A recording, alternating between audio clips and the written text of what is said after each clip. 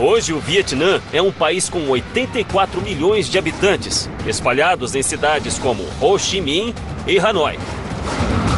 E em selvas e montanhas, que não lembra em nada o campo de batalha sangrento deixado pela Guerra do Vietnã.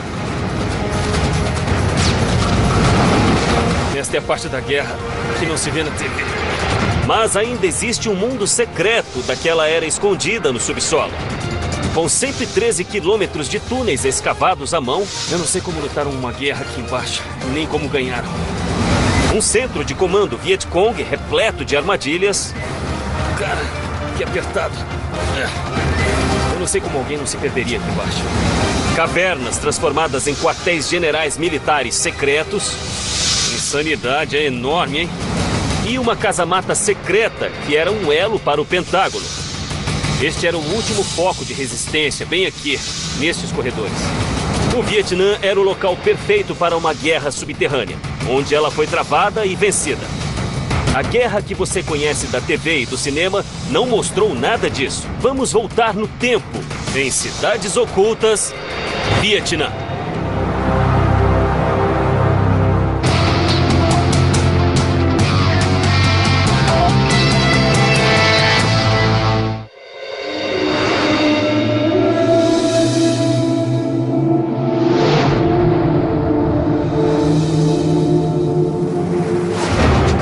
Os campos de batalha secretos da Guerra do Vietnã estão sob as cidades, vilarejos e selvas do país. Os túneis, trincheiras e casamatas usados para travá-la foram engolidos pela selva, abandonados ou esquecidos. Mas ainda estão lá. Você só precisa saber onde olhar.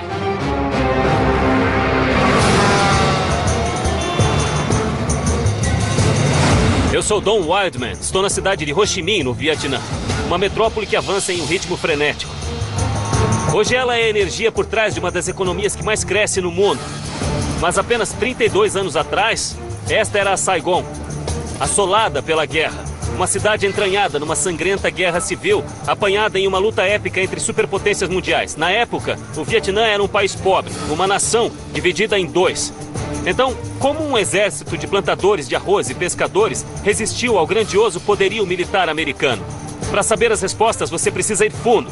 Precisa ir ao subterrâneo. Os vietnamitas tinham um longo legado de guerrilhas, desde a invasão da dinastia Qin, no século II a.C., até a ocupação francesa, no início do século XX. Mas após a ocupação francesa, o Vietnã ficou dividido em dois no paralelo 17. O norte comunista e o sul democrata. No decorrer dos anos 60, a tensão entre o norte e o sul chegou ao auge. Finalmente, em 1965, a guerra começou para valer. Os vietnamitas do sul e seus aliados americanos tiveram de enfrentar um inimigo preparado e disposto: o exército norte-vietnamita. Mas o maior desafio era a luta contra os guerrilheiros no sul, os Vietcongs. Em 1965, para cada Vietcong, havia 2 soldados americanos. Eles concentraram o seu poderio militar em uma área de 103 quilômetros quadrados, chamado Triângulo de Ferro, o núcleo da atividade Vietcong e o sistema de túneis de Cu Chi. Quando os soldados americanos foram lançados nas selvas do Vietnã, tinham que encarar isto aqui, as selvas mais densas do mundo. Eles sempre ficavam atentos às armadilhas e aos Vietcongs que pareciam surgir do nada. E eles sabiam também que o inimigo operava em túneis sob o solo. Mas o que não sabiam era que havia um enorme complexo militar escondido bem embaixo dos pés deles. O sistema de túneis de Cu Chi estendia-se por 120 quilômetros e chegava a 16 quilômetros de Saigon.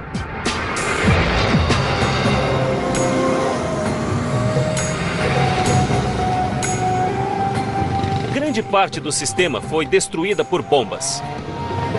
Mas no vilarejo de Tung Phu, uma boa parte dos túneis está intacta. E Ho Ryu Yan, um guia local, os conhece bem. Consegue achar a entrada, Dom? Achar a entrada? Isso aqui parece uma entrada. Você quer abrir? Aham. Bum! E a bomba explodiu. Tinha uma armadilha aí. Isso aqui tem uma armadilha. Foi explodido por uma bomba, né? Então isso é um engodo. Quer dizer, queriam que a gente encontrasse. Queria que abrisse. Eles queriam que morrêssemos, não é isso? Um grupo de elite de soldados aliados, apelidado Ratos de Túnel, se ofereceu para infiltrar o complexo subterrâneo Vietcong. Era o único jeito de achar e matar o inimigo. Mas também era a missão mais mortífera da guerra, pois os túneis eram um inferno. E os ratos de túnel frequentemente eram apanhados em armadilhas como esta. A entrada falsa tinha uma granada de mão presa a ela, que explodia quando a tampa era levantada. Outro truque simples era prender um arame a uma caixa de escorpiões ou escavar um buraco dentro do túnel e enchê-lo com estacas de bambu. A queda não era fatal. Portanto, as estacas eram mergulhadas em fezes, garantindo morte por infecção. Você pode encontrar sozinho, é uma área bem pequena. Ah, legal. Quer dizer então que é um buraco bem pequeno. Sim, era só para vietnamitas, eles eram magrinhos. Entendi, então eram pequenos. É? Eram soldados pequenos. Eles passavam por aqui, mas um americano como eu não passava fácil. Portanto, isso já era uma proteção. Nossa, tem uma rede enorme aqui embaixo. 40 anos atrás, seria um risco entrar em um túnel minúsculo, escavado à mão, que podia se estender por quilômetros ou terminar em uma armadilha ou em uma casa-mata cheia de inimigos. É bem apertado, não é? É bem escuro. E é bem apertado.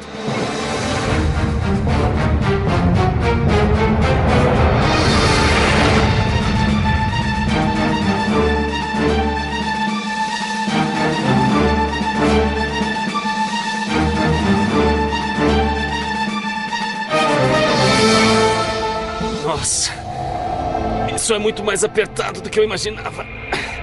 É por aqui? É. E todos os túneis eram deste tamanho? Acho que na guerra um pouco menores do que este. Nossa, olha só isso. É um escorpião, não é? É.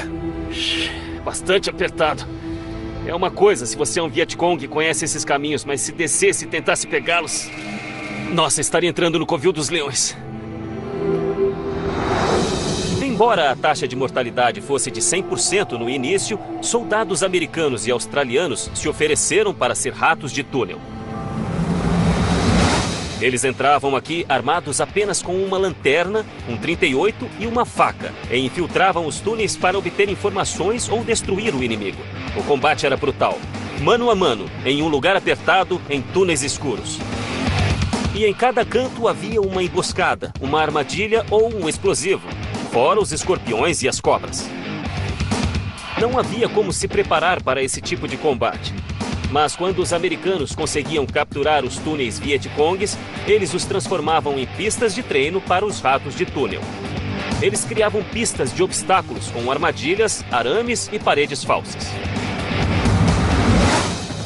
É muito apertado. E muito comprido. Olha... Tem até morcegos aqui. A cada 2 metros tem um morcego. Os ratos de túnel engatinhavam através de um labirinto que crescia há 20 anos. Os túneis de Cauchy começaram como casamatas interligadas na guerra contra os franceses em 1948.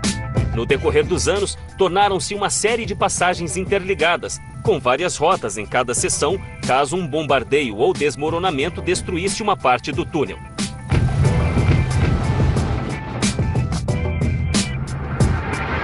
Defesas básicas foram instaladas. As passagens principais se cruzavam para flectir explosões e a cada 100 metros havia buracos rasos, cheios de água, que absorviam os gases de granadas de gás lacrimogêneo e bombas de fumaça. Em certos lugares, os túneis tinham 4 níveis de profundidade, 10 metros sob a superfície. Havia bombardeios de B-52 por todo o lado e isso a apenas, eu não sei, uns 4,5 metros acima da nossa cabeça. E esses túneis eram construídos para absorver esse tipo de impacto. Foi um projeto enorme. Os trabalhadores cuidavam dos arrozais de dia e à noite escavavam os túneis. Cada homem escavava quase 1 metro cúbico por dia, cerca de 6 carrinhos. Mas como a terra apareceria nas fotografias aéreas, tinha de ser escondida, em crateras de bombas, arrozais ou era coberta de folhas. Leva só um minuto para engatinhar 10 metros aqui, mas escavar essa distância levaria um dia inteiro. Era um trabalho duro e lento, e os túneis eram feitos do menor tamanho possível. 1,20 m de largura e de 90 centímetros a 1,80 m de altura. As dimensões eram cruciais para evitar desmoronamentos quando tanques passavam por cima deles. O teto dos túneis e das câmaras eram menores do que a área das esteiras dos tanques. Assim, os tanques sempre estariam sobre terreno sólido. O peso era distribuído por igual e os túneis ficavam intactos. E isso era essencial ao esforço de guerra dos Vietcongs, que possuíam 3 quartéis generais, inúmeras fábricas de bombas e milhares de guerrilheiros nos túneis. Olha aqui. Isso vai até uma câmara aqui embaixo, hein? Mas o que é isso aqui? É a casamata de combate. Dá pra ver a luz do dia. Dá. Eu tô vendo a selva e essa porcaria de morcego. Então, se estivesse lutando, eu atiraria por aqui. Daqui seria possível ver o inimigo e podia ir a outro lugar para atirar. Ok. Então eles podiam informar a localização do inimigo. Isso mesmo. Os Vietcongs escondiam as casamatas, fazendo formigueiros de mentira com a terra. Mas ainda assim, corriam o risco de serem vistos pelo inimigo. Se você podia ver o inimigo podia ver você.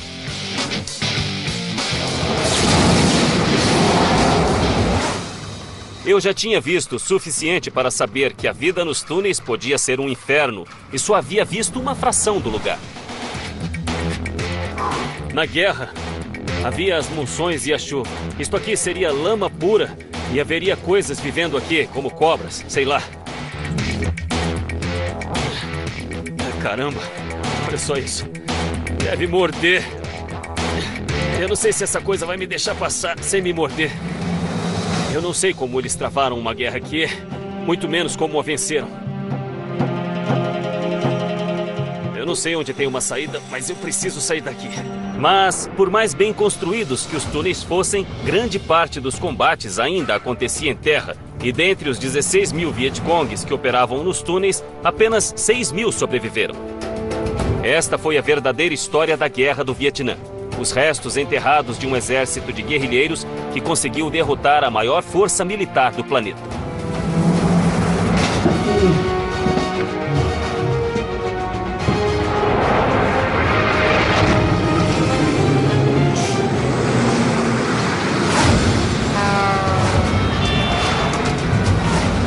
A seguir, um vilarejo inteiro sobrevive por 6 anos no subsolo. Veja. Eu nunca teria encontrado isso aqui. E mais tarde, o coração pulsante da guerra. É imenso, hein? Isso é enorme.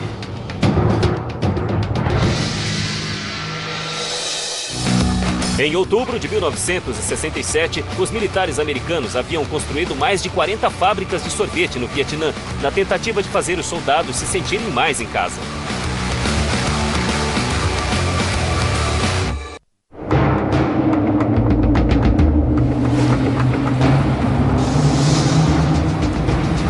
O conflito do Vietnã foi a primeira guerra televisada da história, mas as imagens que chegavam aos lares americanos não contavam tudo. As selvas e arrozais que víamos na TV escondiam uma frente de batalha subterrânea. Durante a Guerra do Vietnã, a maioria das pessoas vivia em cidades como esta. Mas até os vilarejos comuns podiam se tornar alvos do bombardeio americano e muitos desapareceram. Mas um vilarejo extraordinário ao norte da zona desmilitarizada descobriu um jeito de sobreviver, indo para o subsolo.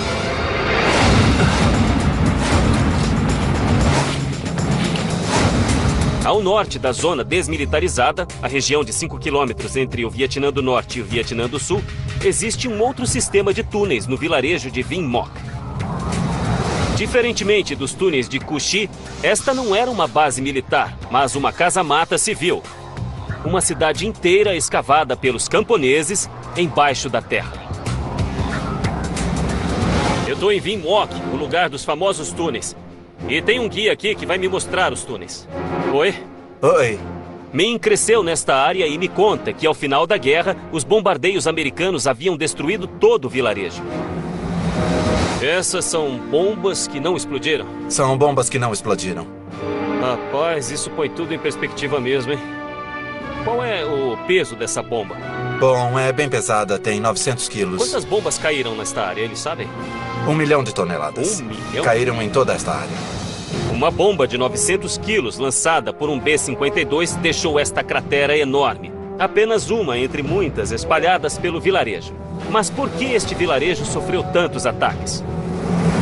Foi devido à sua posição estratégica no mar do sul da China. 27 quilômetros ao largo da costa de Vinh Moc, havia uma guarnição vietnamita secreta na ilha de Con Co. Essa guarnição era a defesa da costa norte vietnamita e atirava em aviões e navios que invadiam suas águas. Os habitantes de Vinh Moc eram os únicos que podiam levar as armas e as munições para a ilha. Quando os americanos descobriram que Vinh Moc levava armas para a guarnição, bombardearam a área com milhões de bombas de 900 quilos. Muitos civis fugiram, mas 60 famílias ficaram para apoiar a guarnição e a sua missão e transferiram o seu vilarejo para o subsolo. Dentre as 13 entradas, 7 estavam escondidas ao longo deste penhasco. Veja. Ah, legal. Olha só. Então esta é uma das 7 entradas da praia. Isso. Esta é uma das 7 entradas da praia. E esta é a entrada número 1, que está bem camuflada pelo mato. É totalmente camuflada. Mesmo ao olhar lá dentro, nem dá para ver direito. É assim que eles trariam suprimentos e soldados pelo meio do vilarejo. Direto pelo túnel.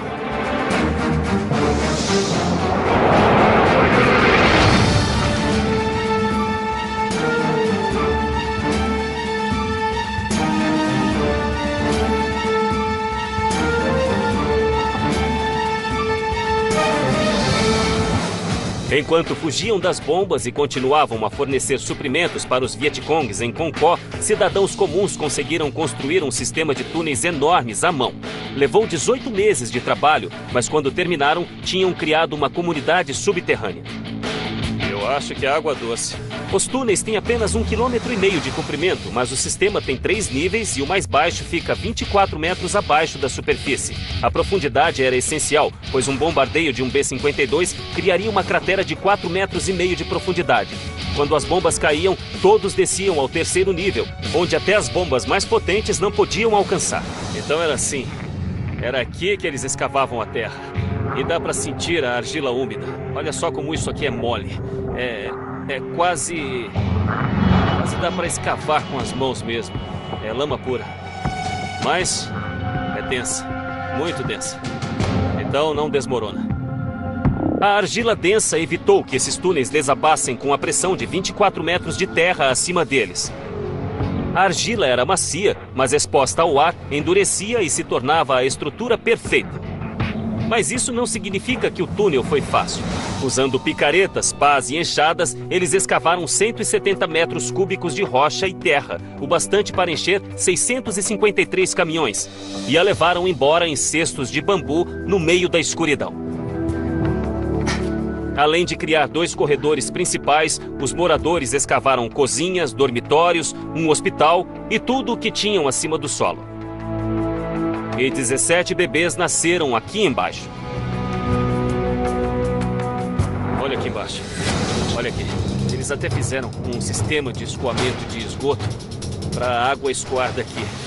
E, além de aguentar as bombas, havia monções e tudo mais que um vilarejo normal teria. No fim, havia 400 pessoas morando nos túneis de Vinh Moc, apinhadas em espaços apertadíssimos, que ficaram aqui durante 6 longos anos.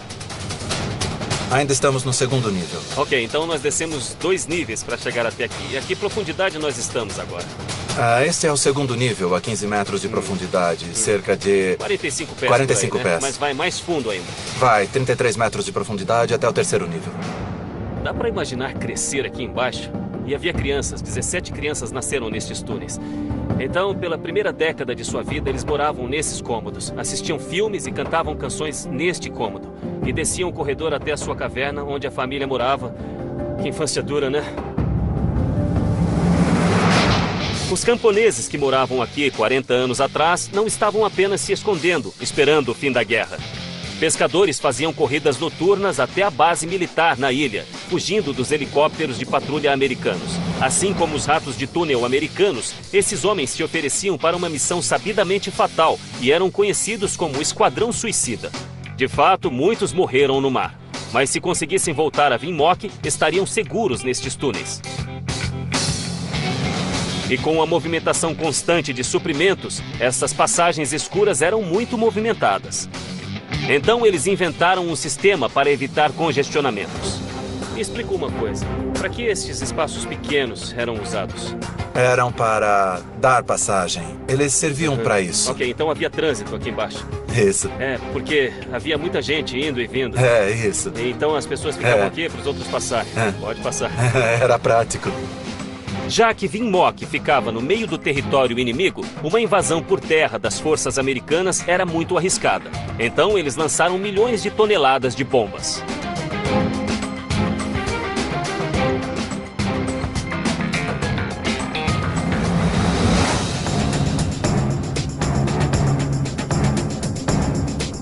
Então, como diferenciavam entre os inimigos e os amigos? Eles tinham batidas secretas como esta. Sei, viu? Então se comunicavam uns com os outros com um sinal que dizia: tudo bem, sou eu. Não me machuque.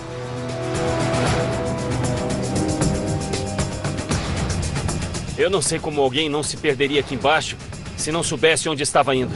Entrei, passei por vários níveis de túneis e casamatas e saí. Foi um labirinto confuso e essa era a ideia. Forasteiros nunca encontrariam o caminho. Ar fresco. Então, entramos a 24 metros no sopé deste morro, na praia. O túnel deu a volta no subterrâneo desta montanha e acabou bem aqui, nos fundos do vilarejo. Durante 6 anos, apesar dos bombardeios, superpopulação e pestes, o vilarejo de Vinmoc deu um jeito de se aguentar e nenhuma vida foi perdida. Quando a guerra terminou, em 1975, começou a reconstrução diretamente acima dos túneis que mantiveram esta cidade viva.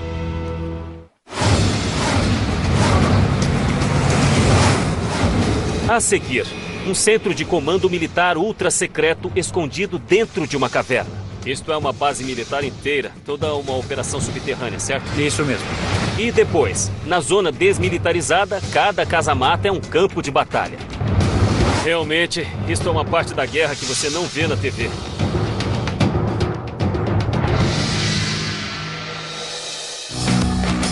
A trilha de Ho Chi Minh é um conceito, não uma estrada. A enorme rede se espalha por centenas de quilômetros no Vietnã e no Laos.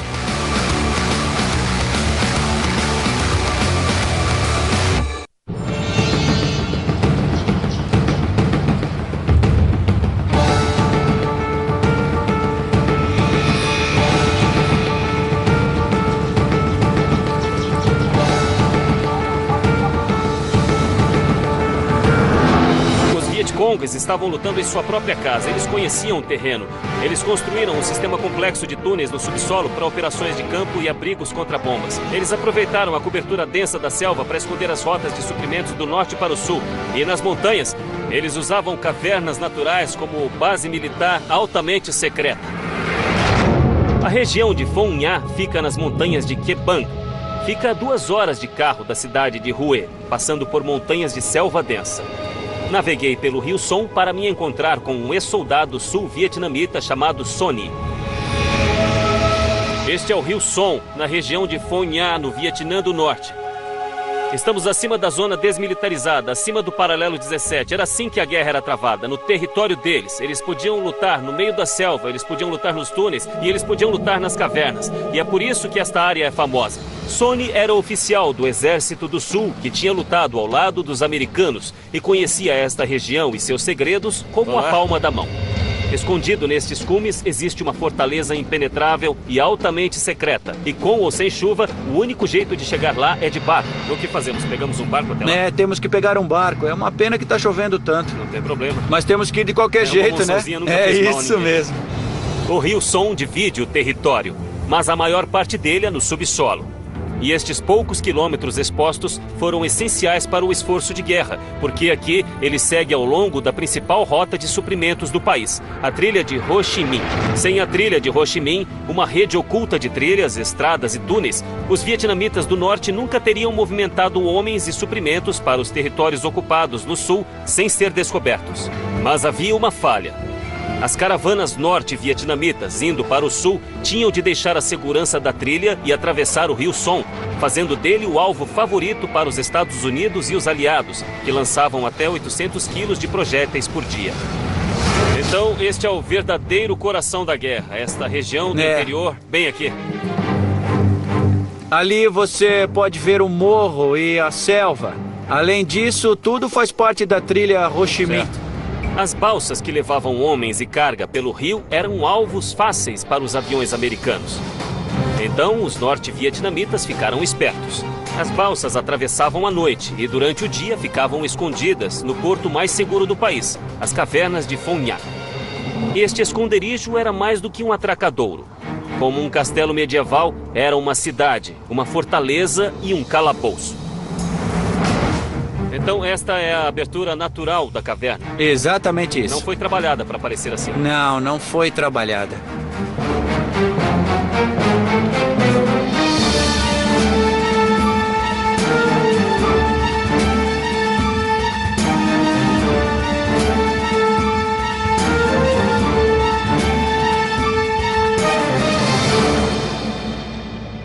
É enorme. De repente, totalmente quieto. Existem mais de 300 cavernas nestas montanhas, mas Phong Nha é a maior e a mais impressionante. São 14 câmaras, algumas com mais de 30 metros de altura, ligadas por um rio de 19 quilômetros, o mais longo rio subterrâneo do mundo. Durante a guerra, esta caverna fez as vezes de uma base militar. Abrigava um porto, uma sala de reuniões, um hospital e uma prisão. E a parte subterrânea do rio era a estrada que ligava tudo. Os túneis de Cu Chi e Vinh Moc foram escavados à mão, mas este lugar foi obra da Mãe Natureza. O que é isto? O povo desta área conhecia bem estas cavernas. Isso é insano, é enorme. E sabia usá-las em seu benefício durante a guerra. O que tem aqui em cima? Durante a guerra, os vietnamitas do norte usavam como sala de reuniões. O alto comando deles se reunia aqui antes das decisões de seguir adiante, se esconder ou cessar fogo. Quer dizer então que este sistema de cavernas era uma área altamente estratégica. Os americanos sabiam dessas cavernas e também que abrigavam barcos, homens e suprimentos dos norte-vietnamitas, mas não podiam fazer nada a respeito. As montanhas de Cao Bang eram um abrigo antibomba impenetrável. Qual é o tamanho desta montanha aqui acima de nós? As pessoas dizem que tem uns 200 metros. Então tem 180 metros de rocha acima da nossa cabeça. Isso mesmo, é. E isto aqui tem uns 30 metros de altura. É uma proteção total de 210 metros. 210. É um ótimo esconderijo. Uma super casa-mata, né? É, uma super casa-mata. Outro fator de segurança era o fato do rio ser a única entrada ou saída das cavernas. Não havia chance de uma emboscada por trás, porque grandes partes do rio, além destas cavernas, são intransponíveis. É incrível como eles conheciam o terreno que os americanos não tinham como conhecer. Eles sabiam que as selvas os esconderiam e sabiam a localização dos túneis, mas também destas cavernas. E ninguém tinha como descobri-las, elas não estão nos mapas. Lá só está uma montanha. Então, ao sobrevoá-la num bombardeio, não daria para ver isto, mas isto é enorme. E eles podiam se esconder aqui sem que ninguém jamais os encontrasse, ou mesmo que tentasse, nunca encontraria a entrada. 40 anos atrás, este local estaria cheio de soldados, descansando após uma longa marcha pela trilha Ho Chi Minh, preparando-se para lutar. No sul, oficiais aliados construíram bases com salas com ar-condicionado e piscina. Mas os generais norte-vietnamitas se encontravam aqui. Eles aproveitavam todos os recursos naturais, espremiam cada grama de utilidade deles. Então nós estamos embaixo de uma montanha. E eles estão bombardeando lá fora, perto da entrada. E é dia, e então todas as balsas, todos os barcos estão dentro, seguros. Os prisioneiros estão aqui em cima, os feridos estão sendo tratados, os comandantes estão aqui embaixo tomando decisões. Isto aqui é uma base militar completa, é toda uma operação subterrânea, não é? Isso mesmo. Milhares de soldados norte-vietnamitas podem ter passado por aqui. E já que centenas de pilotos foram abatidos nesta área, é possível que prisioneiros de guerra também passassem por aqui.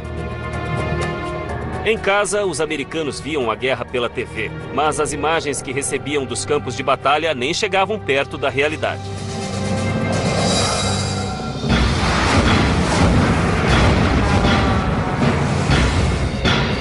A seguir, a casamata perdida na zona desmilitarizada. Estas seriam as posições de tiro para os soldados. Eles se posicionariam deste jeito, atirando para todo lado. E depois, você pode até imaginar, isso aqui é como um mini pentágono. E quanto mais nos aproximávamos dos anos 70, mais desesperadas as coisas ficavam. A Casa Branca sul-vietnamita vai para o subterrâneo.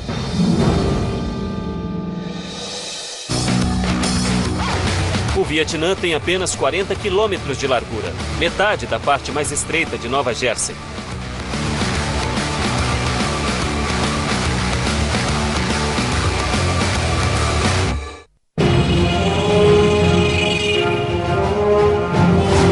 Durante a Guerra do Vietnã, cada centímetro do país era um alvo militar. As cidades grandes, os pequenos vilarejos e até as cavernas remotas. Mas dentre todos os lugares bombardeados e queimados, não havia nada tão mortífero quanto a fronteira, a zona desmilitarizada. Esta ponte atravessa o rio Ben Hai no paralelo 17. Ele demarca o ponto central da chamada zona desmilitarizada. Toda esta região era para ser uma área pacífica entre o norte e o sul, mas durante quase uma década foi um inferno na Terra. Foi praticamente explodida para o além.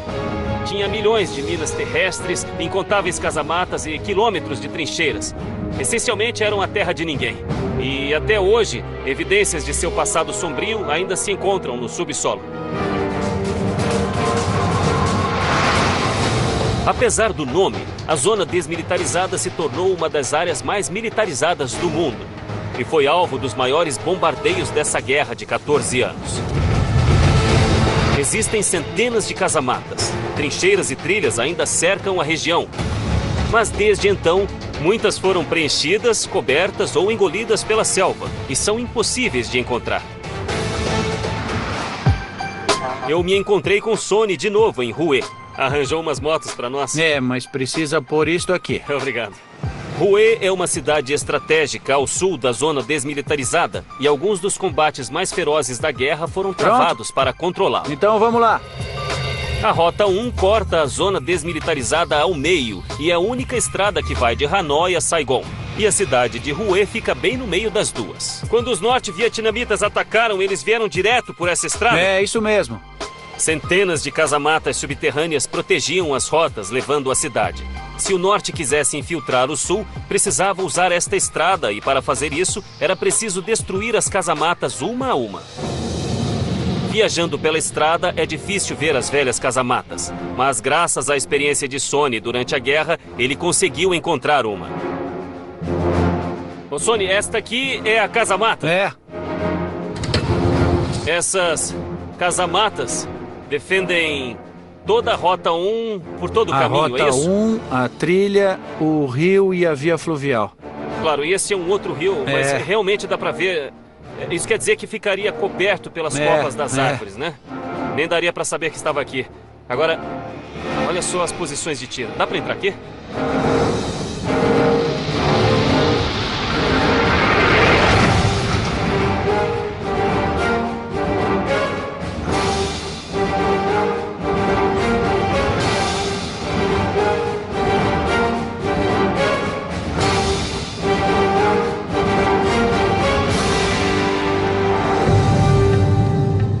Este é só o primeiro nível, tem mais dois mais pra cima. Mesmo. Ah, sim. Dá pra subir até lá. Tem um segundo e um terceiro nível. Isso realmente é a parte da guerra que não se vê na TV.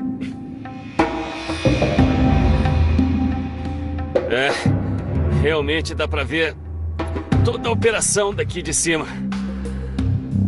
Olha só como a cada 20 graus dá pra ver a outra parte do campo de batalha.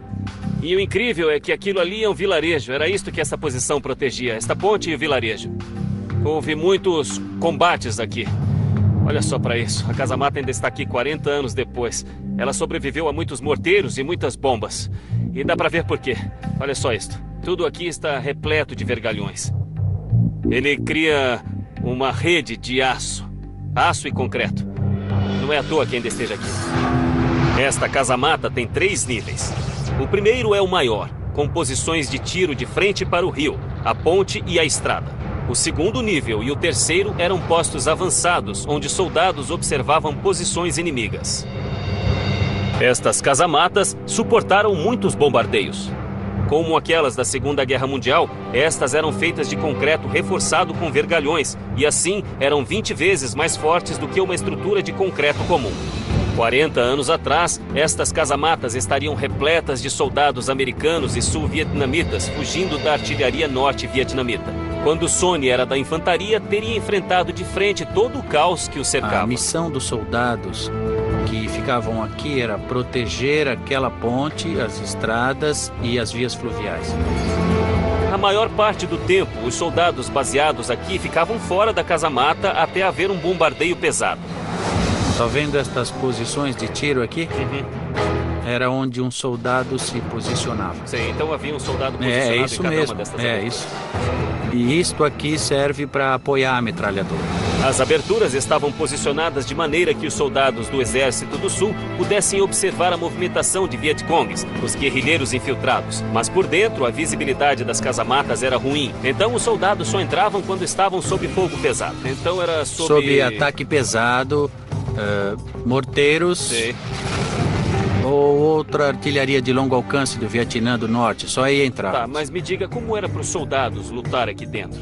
As pessoas aqui dentro ficavam feridas porque acabavam estourando os tímpanos. Sim, então a casamata podia até aguentar uma onda de choque, mas as pessoas dentro dela podiam ser feridas e até mortas. Certo. Essas casamatas eram feitas para proteger os soldados dos estilhaços de granadas lançadas por foguete dos vietnamitas do Norte, disparadas a 1000 km/h. Mas o maior problema eram as ondas de choque, as ondas de som que penetravam as casamatas. Se uma granada chegasse a até 1 metro da casamata, sua explosão tinha uma intensidade sonora de 158 decibéis. O tímpano humano pode se romper a 150 decibéis. Então a pressão causada pela bomba frequentemente causava a ruptura e sangramento dos ouvidos dos soldados. Muitos soldados americanos voltaram para casa com transtorno de estresse pós-traumático, perda de audição ou até danos cerebrais. Mas era inevitável.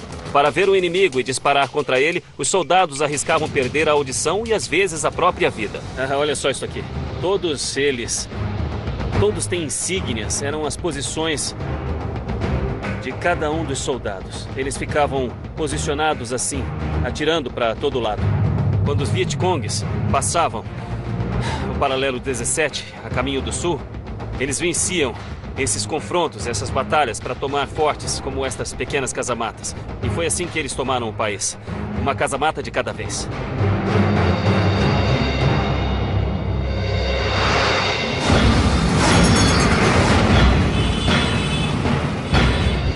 A seguir, o centro do poder e o elo subterrâneo para o Pentágono. Eles lutavam nas selvas, mas o coração da guerra era bem aqui.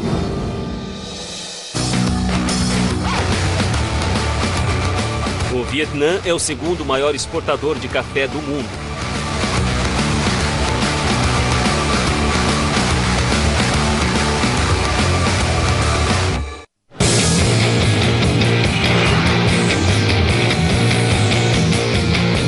Esta é a cidade de Ho Chi Minh, mas em abril de 1975 ainda era Saigon, a capital do Vietnã do Sul, por pouco tempo. O Sul e os aliados americanos estavam desgastados por uma década de batalhas contra um exército invisível e incansável. Mas o final estava próximo. Durante 10 anos, o coração das forças sul-vietnamitas e americanas ficava dentro de uma casamata altamente secreta e ultramoderna embaixo do Palácio Presidencial. Este edifício tem 5 andares de altura e ocupa uma quadra inteira. Levou 3 anos para construir e durante a Guerra do Vietnã era o lugar mais seguro para o presidente se esconder. Era a Casa Branca e o Pentágono reunidos em um só.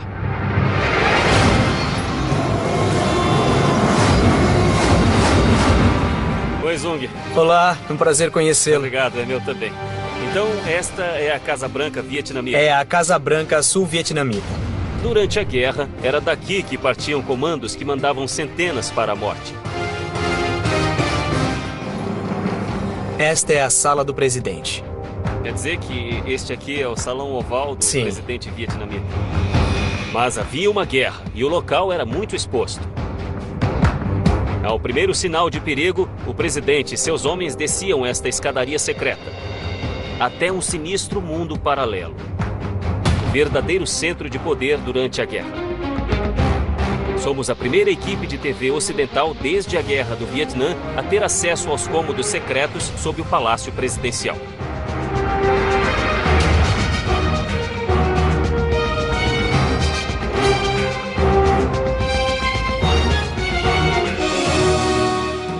Sob a superfície, os líderes sul-vietnamitas estavam a salvo de balas, estilhaços e granadas de mão e podiam se concentrar na administração da guerra. Não, entendo. Então tem um monte de Essas cômodos aqui eram dentro. áreas de Quer trabalho. dizer que este lugar estava cheio de militares ao telefone, administrando toda a batalha. Sim, eram daqui que podiam se comunicar com as forças aliadas e também com os generais no campo de batalha. Nos anos 60 e 70, esta sala devia estar apinhada. E no outro extremo destes telefones primitivos, havia soldados americanos ajudando o Sul a livrar o país do comunismo. Mas o mais incrível ainda é que nesses cômodos, abaixo da grande metrópole, uma guerra era planejada e administrada, sem satélites espiões, computadores ou celulares. E isto aqui é para enviar e receber Sim. mensagem? Isso, eles passavam documentos por aqui. É uma tecnologia para Muito mensagens básica. bastante básica. Ah, e olha, isso é quando um telefone era um telefone. É, General Electric. isso. Então todo o equipamento é americano. Sim, com o apoio dos Estados Unidos. Aham. Porque eles se comunicavam com o Pentágono nos Estados Unidos. Tudo isto é equipamento americano. Olha só isso aqui. Isso é tudo o que havia enquanto a guerra era travada. Eles lutavam nas selvas, mas o sistema central era bem aqui. Nossa, se espalha em todas as direções. Dá até para imaginar, porque isso aqui é como um mini Pentágono. Isto é uma casa-mata e eles travavam uma guerra daqui. E quanto mais eles se aproximavam dos anos 70, pior ficava a situação. E este foi o último ponto de resistência nestes corredores embaixo do palácio. Camponeses de Vinh Moc e Cu Chi buscaram refúgio no subterrâneo, assim como o presidente do Vietnã do Sul. Ele até dormiu aqui embaixo quando a ameaça era grande. Se algo acontecesse no subterrâneo, ele ia para um abrigo antibomba, Sei, ok. mas isso não era muito confortável. Não é muito aconchegante, né? É bem espartano. E onde essa escada Ah, leva? é a escada para os guarda-costas. Dá acesso ao porão do segundo nível. Os guarda-costas Isso, da isso segurança mesmo. presidencial ficava ali. O abrigo antibomba do presidente ficava 9 metros abaixo da superfície, no segundo andar da casa-mata. Se houvesse um ataque direto ao palácio e não houvesse tempo para sair, era o último retiro do presidente. Mas quando não havia perigo imediato, a guerra era conduzida das salas de guerra no primeiro andar da casa-mata. E toda essa estrutura subterrânea era protegida por chapas de aço contra o impacto direto das bombas. Mas no fim, nada disto bastou para impedir os norte-vietnamitas. Zoom me levou do porão para o telhado do palácio, o melhor assento da casa para ver o fim de uma era. Aqui em cima? Ficava aqui em cima. Dá mesmo para ter uma boa perspectiva daqui, né? Dá. Aquele é o famoso portão. Na manhã de 30 de abril de 1975, os primeiros tanques das Forças de Libertação passaram pelos portões e ocuparam este Eu prédio. já vi as fotos. Então havia uma longa fila de tanques vindo por ali, por aquela estrada. Isso. Era a primavera de 1975. Os Estados Unidos assinaram um cessar-fogo com o Vietnã do Norte e as tropas de terra americanas partiram. Thieu, o presidente sul-vietnamita, jurou continuar a luta, mas quando as forças do Norte convergiram para Saigon, ele fugiu do país. Em 29 de abril, civis em pânico correram para fugir da cidade, tentando embarcar em um punhado de helicópteros americanos. Em 30 de abril, tanques norte-vietnamitas entraram na cidade e vieram para o Palácio Presidencial. O conflito havia se arrastado por 14 longos anos e terminou tão rapidamente que todo este equipamento foi deixado para trás. Lembranças mudas de uma guerra. O Palácio da Independência foi rebatizado de Palácio da Reunificação, sob o novo governo da República Socialista do Vietnã. E tudo isto, a Fortaleza do Porão, os túneis, as trincheiras, as cavernas, são testemunhas do nascimento doloroso de uma nação que não existiria hoje sem antigas técnicas de engenharia e o desejo de um povo viver e lutar nas cidades ocultas. Hoje, o Vietnã é um país com 84 milhões de habitantes, espalhados em cidades como Ho Chi Minh e Hanoi. E em selvas e montanhas, que não lembra em nada o campo de batalha sangrento deixado pela Guerra do Vietnã. Esta é a parte da guerra que não se vê na TV. Mas ainda existe um mundo secreto daquela era escondida no subsolo. Com 113 quilômetros de túneis escavados à mão, eu não sei como lutaram uma guerra aqui embaixo, nem como ganharam. Um centro de comando Vietcong repleto de armadilhas. Cara, que apertado. Eu não sei como alguém não se perderia aqui embaixo. Cavernas transformadas em quartéis generais militares secretos. Insanidade é enorme, hein? E uma casa-mata secreta que era um elo para o Pentágono. Este era o último foco de resistência, bem aqui, nestes corredores. O Vietnã era o local perfeito para uma guerra subterrânea, onde ela foi travada e vencida. A guerra que você conhece da TV e do cinema não mostrou nada disso. Vamos voltar no tempo, em Cidades Ocultas, Vietnã.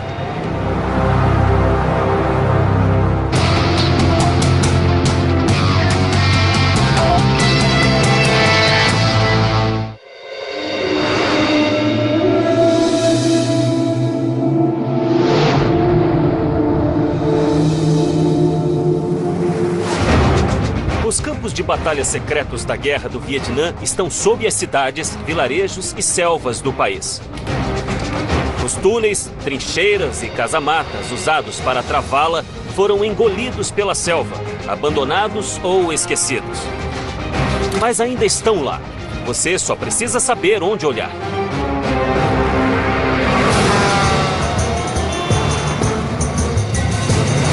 Eu sou Don Wildman, estou na cidade de Ho Chi Minh, no Vietnã. Uma metrópole que avança em um ritmo frenético. Hoje ela é a energia por trás de uma das economias que mais cresce no mundo. Mas apenas 32 anos atrás, esta era a Saigon, assolada pela guerra. Uma cidade entranhada numa sangrenta guerra civil, apanhada em uma luta épica entre superpotências mundiais. Na época, o Vietnã era um país pobre, uma nação dividida em dois. Então, como um exército de plantadores de arroz e pescadores resistiu ao grandioso poderio militar americano? Para saber as respostas, você precisa ir fundo, precisa ir ao subterrâneo. Os vietnamitas tinham um longo legado de guerrilhas, desde a invasão da dinastia Qin, no século II a.C., até a ocupação francesa, no início do século XX. Mas após a ocupação francesa, o Vietnã ficou dividido em dois no paralelo 17. O norte comunista e o sul democrata. No decorrer dos anos 60, a tensão entre o norte e o sul chegou ao auge. Finalmente, em 1965, a guerra começou para valer. Os vietnamitas do sul e seus aliados americanos tiveram de enfrentar um inimigo preparado e disposto: o exército norte-vietnamita. Mas o maior desafio era a luta contra os guerrilheiros no sul, os Vietcongs. Em 1965, para cada Vietcong, havia 2 soldados americanos. Eles concentraram o seu poderio militar em uma área de 103 quilômetros quadrados, chamado Triângulo de Ferro, o núcleo da atividade Vietcong e o sistema de túneis de Cu Chi. Quando os soldados americanos foram lançados nas selvas do Vietnã, tinham que encarar isto aqui, as selvas mais densas do mundo. Eles sempre ficavam atentos às armadilhas e aos Vietcongs que pareciam surgir do nada. E eles sabiam também que o inimigo operava em túneis sob o solo. Mas o que não sabiam era que havia um enorme complexo militar escondido bem embaixo dos pés deles. O sistema de túneis de Cu Chi estendia-se por 120 quilômetros e chegava a 16 quilômetros de Saigon.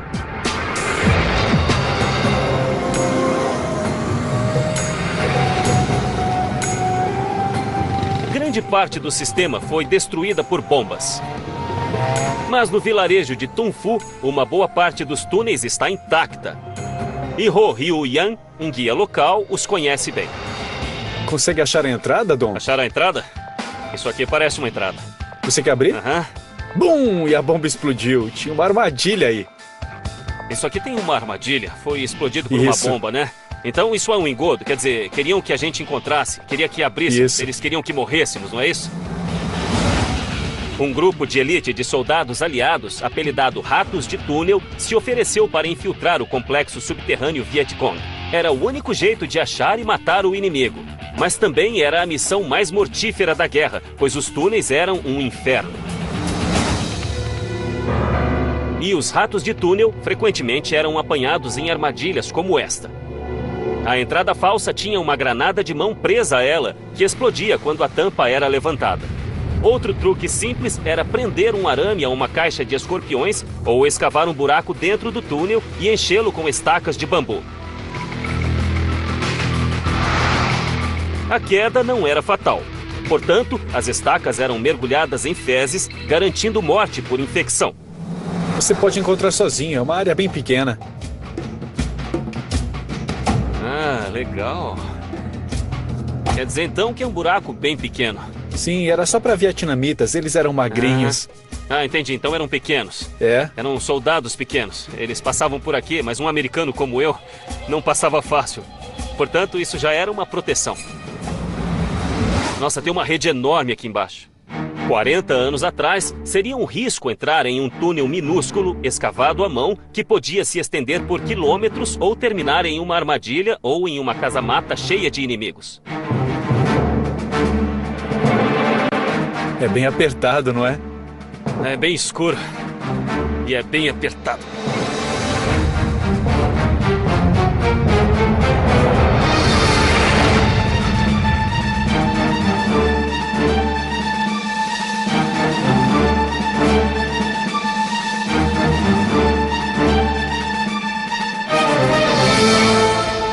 Nossa, isso é muito mais apertado do que eu imaginava.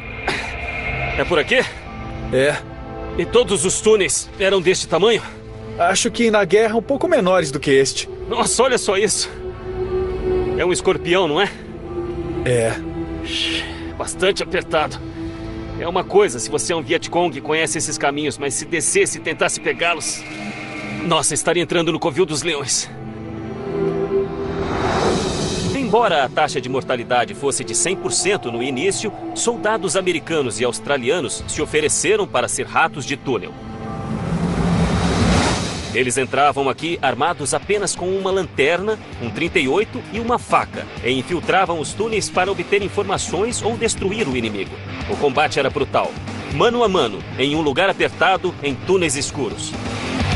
E em cada canto havia uma emboscada, uma armadilha ou um explosivo, fora os escorpiões e as cobras. Não havia como se preparar para esse tipo de combate. Mas quando os americanos conseguiam capturar os túneis Vietcongues, eles os transformavam em pistas de treino para os ratos de túnel.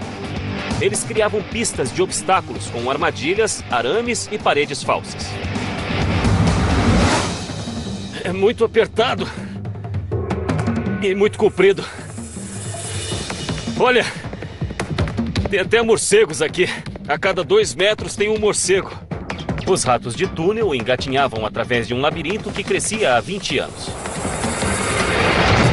Os túneis de Cauchy começaram como casamatas interligadas na guerra contra os franceses em 1948.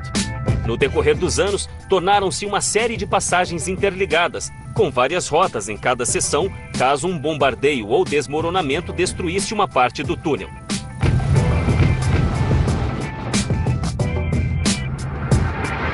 Defesas básicas foram instaladas. As passagens principais se cruzavam para flectir explosões e a cada 100 metros havia buracos rasos, cheios de água, que absorviam os gases de granadas de gás lacrimogêneo e bombas de fumaça.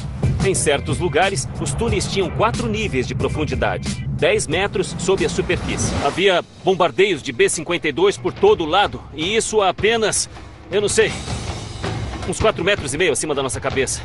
E esses túneis eram construídos para absorver esse tipo de impacto.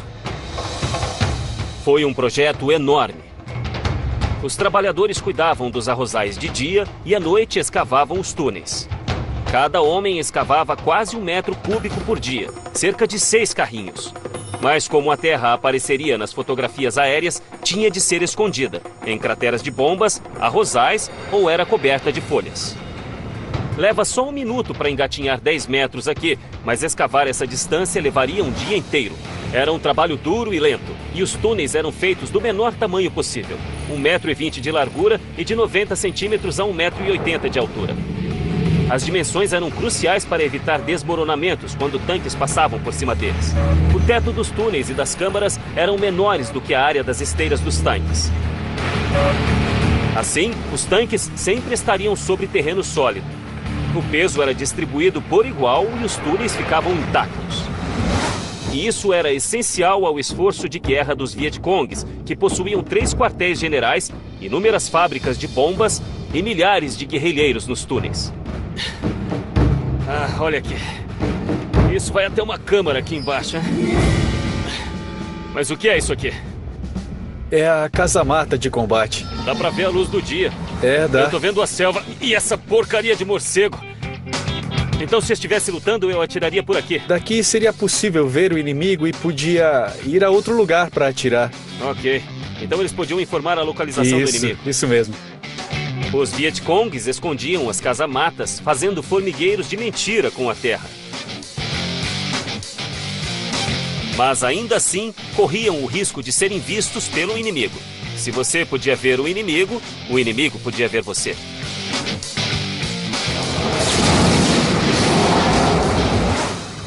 Eu já tinha visto o suficiente para saber que a vida nos túneis podia ser um inferno e só havia visto uma fração do lugar.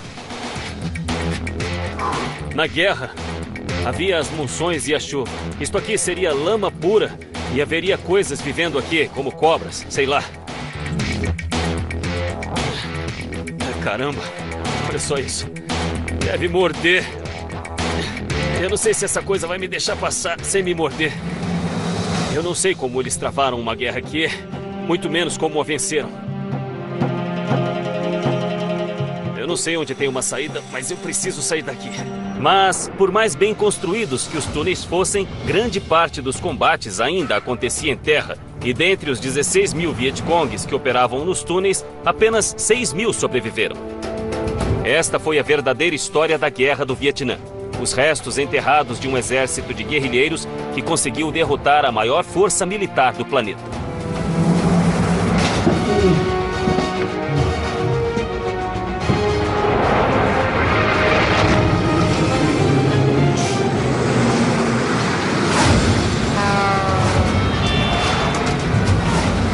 A seguir, um vilarejo inteiro sobrevive por 6 anos no subsolo. Veja. Eu nunca teria encontrado isso aqui. E mais tarde, o coração pulsante da guerra. É imenso, hein? Isso é enorme.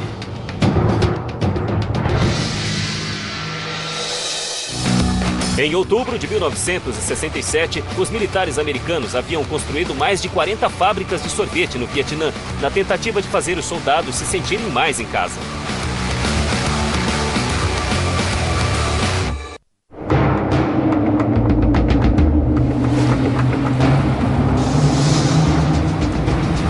O conflito do Vietnã foi a primeira guerra televisada da história, mas as imagens que chegavam aos lares americanos não contavam tudo. As selvas e arrozais que víamos na TV escondiam uma frente de batalha subterrânea. Durante a Guerra do Vietnã, a maioria das pessoas vivia em cidades como esta.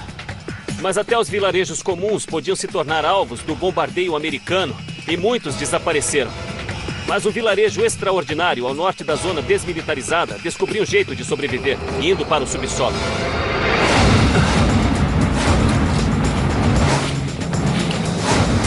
Ao norte da zona desmilitarizada, a região de 5 quilômetros entre o Vietnã do Norte e o Vietnã do Sul, existe um outro sistema de túneis no vilarejo de Vinh Moc. Diferentemente dos túneis de Cu Chi, esta não era uma base militar, mas uma casa-mata civil. Uma cidade inteira escavada pelos camponeses embaixo da terra. Eu tô em Vinmock, o lugar dos famosos túneis. E tem um guia aqui que vai me mostrar os túneis. Oi? Oi. Min cresceu nesta área e me conta que ao final da guerra, os bombardeios americanos haviam destruído todo o vilarejo. Essas são bombas que não explodiram? São bombas que não explodiram. Rapaz, isso põe tudo em perspectiva mesmo, hein? Qual é o peso dessa bomba? Bom, é bem pesada, tem 900 quilos. Quantas bombas caíram nesta área, eles sabem? 1 milhão de toneladas. 1 milhão? Caíram em toda esta área. Uma bomba de 900 quilos lançada por um B-52 deixou esta cratera enorme. Apenas uma entre muitas espalhadas pelo vilarejo. Mas por que este vilarejo sofreu tantos ataques? Foi devido à sua posição estratégica no mar do sul da China. 27 quilômetros ao largo da costa de Vinmock, havia uma guarnição vietnamita secreta na ilha de Con Co. Essa guarnição era a defesa da costa norte vietnamita e atirava em aviões e navios que invadiam suas águas. Os habitantes de Vinmock eram os únicos que podiam levar as armas e as munições para a ilha. Quando os americanos descobriram que Vinmock levava armas para a guarnição, bombardearam a área com milhões de bombas de 900 quilos. Muitos civis fugiram, mas 60 famílias ficaram para apoiar a guarnição e a sua missão e transferiram o seu vilarejo para o subsolo. Dentre as 13 entradas, 7 estavam escondidas ao longo deste penhasco. Veja. Ah, legal. Olha só. Então esta é uma das 7 entradas da praia? Isso. Esta é uma das 7 entradas da praia. E esta é a entrada número 1, que está bem camuflada pelo mato. É totalmente camuflada. Mesmo ao olhar lá dentro, nem dá para ver direito. É assim que eles trariam suprimentos e soldados pelo meio do vilarejo. Direto pelo túnel.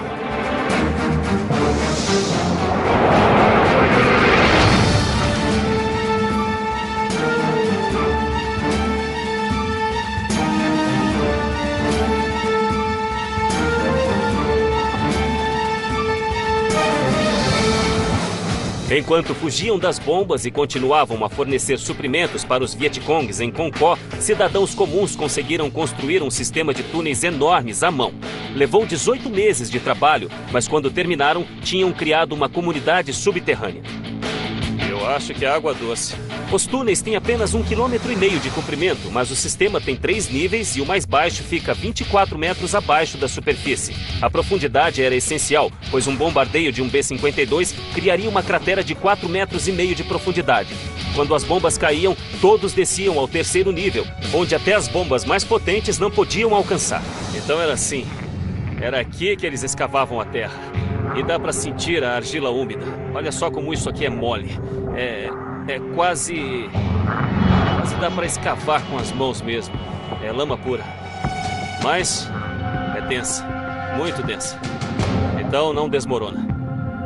A argila densa evitou que esses túneis desabassem com a pressão de 24 metros de terra acima deles. A argila era macia, mas exposta ao ar, endurecia e se tornava a estrutura perfeita. Mas isso não significa que o túnel foi fácil.